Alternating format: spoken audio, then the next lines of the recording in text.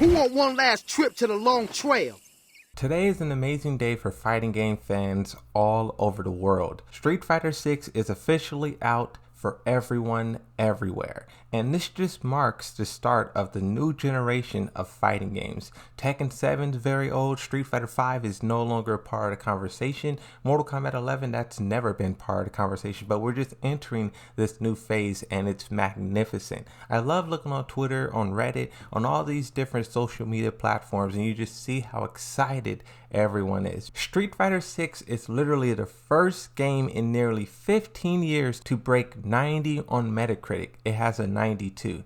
But let's not forget, June 2nd is not only a special day for Street Fighter 6, but also Tekken 7. Tekken Gamer put out an amazing tweet, and I just want to read directly from it. 6 years ago today, we marked a milestone in the fighting game community as Tekken 7 released worldwide on console and PC. A moment immortalized as early 2017, little did we know the enormous impact it would have on our lives and the landscape of esports. With 10 million copies sold, Tekken 7 did more than just make an impressive sales figure. It breathed new life into a beloved franchise, introducing a whole new generation of players to an intricate dance of 3D fighting games. It rejuvenated the community from casual fans to hardcore competition, creating a resurgence that was nothing short of phenomenal. I really like that tweet there from Tekken Gamer because it really summarizes what Tekken 7 has done. A lot of people forget what Tekken Tag Tournament 2 was. The competitive scene was pretty much irrelevant. No one played in tournaments. It wasn't even a main game at EVO. We kind of take it for granted now with Tekken 7. It's going to be at EVO every single time.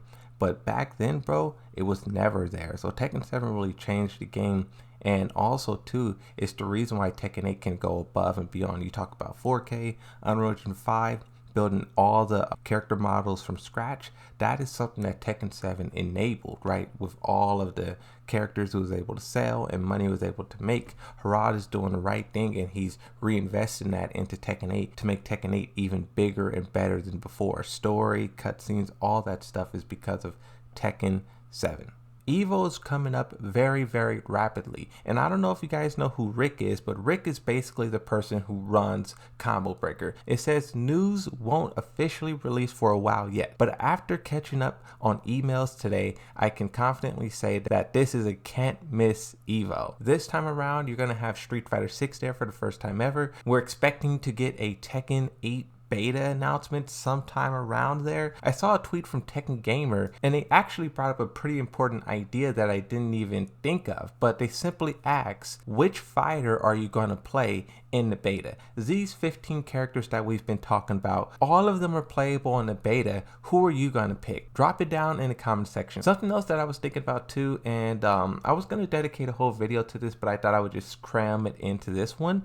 But Harada said something that was very interesting during Combo Breaker once again, and he said that in Japan, a third of the population plays Tekken. And I was like, wait a minute, that's kind of a big statement. 3% of a whole country? I looked up the population of Japan and it's 125 million.7 people as of 2021. 3% of that is 3,700,071. So that's a big number. But also this kind of contradicts what Harada said in the past, where he says the popularity and majority fighting game titles in Asia is about the same, not much difference. However, in terms of the share of Tekken alone, Japan is 3%, and even if Asia is included, it doesn't reach 10%. So when you hear him say 3% of Japan play Tekken, I think he's more so talking about not just the video game, not just Tekken 7 or maybe past Tekkens, but I also think he's talking about the Tekken Pachinko slot machines. We have to remember, that is something that we ourselves do not have access to, but that's like kind of an